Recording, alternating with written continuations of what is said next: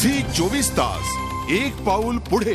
नागरिकांच्या रेल्वे बजेटकडून काय अपेक्षा आहेत ते आम्ही दाखवतोय। ठाणेकरांच्या या रेल्वे बजेटकडून काय नेमक्या अपेक्षा आहेत त्यावरचा आमचा एक रिपोर्ट। ठाणे रेल्वे स्टेशनवरून दररोज हजारो नागरिक प्रवास करतात, मात्र तरी देखील स्टेशनवर सुविधांचा अभाव दिसून येतो। प्रत्येक बजेटमध्ये ठाणेकरांवर आश्वासनांची उधळण होते, परंतु हाती काहीच लागत नाही। सॅटिस पुलाला रेल्वे पूल जोडणार होते, ते काम अजूनही झालेलं नाही। ठाणे रेल्वे स्टेशनवर प्रवेश करताच समस्या जाणवते ती तिकीट खिडक्यांची। प्रवाशांच्या तुलनेत तिकीट खिडक्यांची संख्या अत्यल्प आहे, तर काही ठिकाणी प्लॅटफॉर्मची उंची कमी आहे, तर काही ठिकाणी जास्त। त्यामुळे अनेक योग्य सोय नाही, सरकत्या जिन्यांची व्यवस्थाही अजूनपर्यंत झालेली नाही। यासारख्या असंख्य समस्यांना ठाणेकरांना तोंड द्यावं लागतंय, मात्र तरी देखील प्रशासन हे प्रश्न गांभीर्याने घेताना दिसत नाही। रेल्वे बजेटमध्ये दाखवलेल्या आश्वासनांची पूर्तता करा, केवळ आशा दाखवू नका, असं रेल्वे संघटनांच्या पदाधिकाऱ्यांनी म्हटलंय। 1 फूट ते 1.5 फूट 2 फुटापर्यंत डिस्टन्स प्लॅटफॉर्म ते ट्रेनच्या याच्यामध्ये, त्यामुळे लेडीजला वगैरे चढायला खूप त्रास होतो। वयस्कर आहेत, जे सिनियर सिटीजन आहेत, त्यांना चढायला पहिली गोष्ट म्हणजे ती उंची आहे ती बरोबर रेल्वेच्या याच्याप्रमाणे करायला पाहिजे।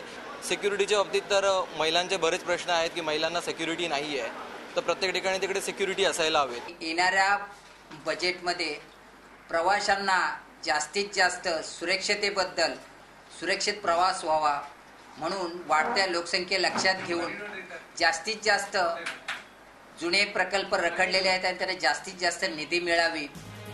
ठाण्याची वाढती लोकसंख्या लक्षात घेता स्टेशन वाढवणं गरजेचं आहे। त्यासाठी जागा बघत असून लवकरच काम करणार असल्याचं पालकमंत्र्यांनी सांगितलंय। तर सर्वाधिक रेव्हेन्यू उपनगरातूनच रेल्वेला मिळत असल्यामुळे हा पैसा मुंबईतच आला पाहिजे, अशी मागणी खासदार आनंद परांजपेंनी केली आहे।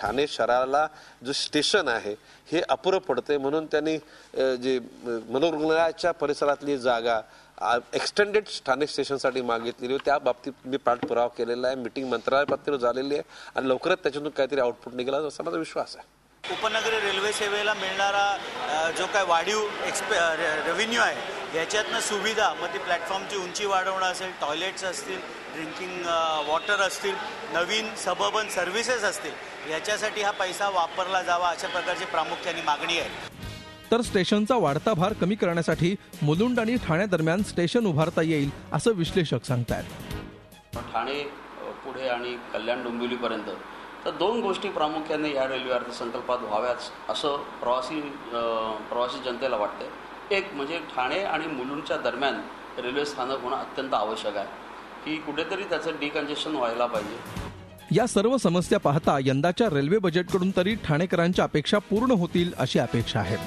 झी 24 ताससाठी कपिल राऊत, ठाणे। झी 24 तास एक पाऊल पुढे।